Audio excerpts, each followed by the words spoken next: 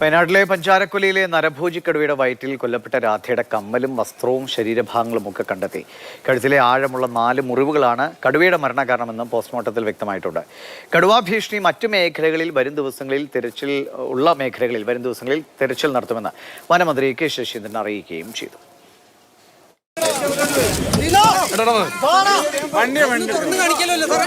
രാധയെ കൊന്നുതിന്ന കടുവ തന്നെയാണ് ചത്തതെന്ന് ഉറപ്പിക്കുന്ന വിവരങ്ങളാണ് പോസ്റ്റ്മോർട്ടത്തിൽ വ്യക്തമായത്. കടുവയുടെ ആമാശയത്തിൽ നിന്ന് രാധയുടെ കമ്മലും വസ്ത്രത്തിന്റെ ഭാഗങ്ങളും മുടിയുടെ അവശിഷ്ടങ്ങളും കണ്ടെത്തി. കടുവയുടെ കഴുത്തിൽ ആഴത്തിലുള്ള 4 മുറിവുകളുണ്ടെന്നും ഇതാണ് മരണകാരണമെന്നും പോസ്റ്റ്മോർട്ടം റിപ്പോർട്ടിൽ പറയുന്നു. കടുവയുടെ ശരീരത്തിൽ നിന്ന് ലോഹഭാഗങ്ങളൊന്നും കണ്ടെടുക്കാനായിട്ടില്ലെന്നും ചീഫ് വൈൽഡ് ലൈഫ് വാർഡൻ വ്യക്തമാക്കി.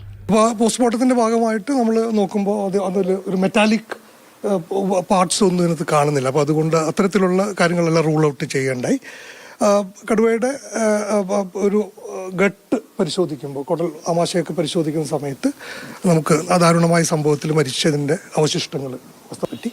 മരണകാലത്തെക്കുറിച്ച് ഡോക്ടർമാരുടെ അഭിപ്രായം നമ്മൾ നോക്കുമ്പോൾ അതിൻ്റെ കഴുത്തിൽ 4 വലിയ മുറിവുകളുണ്ട്. അധികം പഴക്കമൊന്നുമില്ലാത്ത എന്നാൽ നല്ല ആഴത്തിലുള്ളൊരു വൂണ്ടാണ് ഉണ്ടാവുന്നത്. കാട്ടിൽ വെച്ച് സംഭവിച്ച ഒരു ഇൻഫൈറ്റിങ്ങിൽ വന്നിട്ട് ഈ കടുവ വരികയുണ്ടായി. കടുവാ ദൗത്യവുമായി ബന്ധപ്പെട്ട കാര്യങ്ങൾ ചർച്ച ചെയ്യാൻ വനം വകുപ്പ് മന്ത്രിയുടെ നേതൃത്വത്തിൽ അവലോകന യോഗം ചേർന്നു.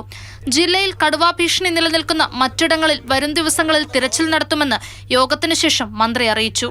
ഇന്ന് നമ്മൾ തീരുമാനിച്ചത് ഈ തെരച്ചിൽ അവസാനിപ്പിക്കുന്നില്ല. അതിനു പകരം വയനാട് ജില്ലയിലെ 3 ഡിവിഷനുകളായി നിൽക്കുന്ന 6 റേഞ്ചുകൾ തിരിച്ച് ആ 6 റേഞ്ചുകളിലും ചൊവ്വ, ബുധൻ, വ്യാഴം എന്നീ 3 ദിവസം ഒരു ജനകീയ പരിശോധന നടത്തുകയാണ് ഡ്രോൺ ഉപയോഗിച്ചുകൊണ്ട്.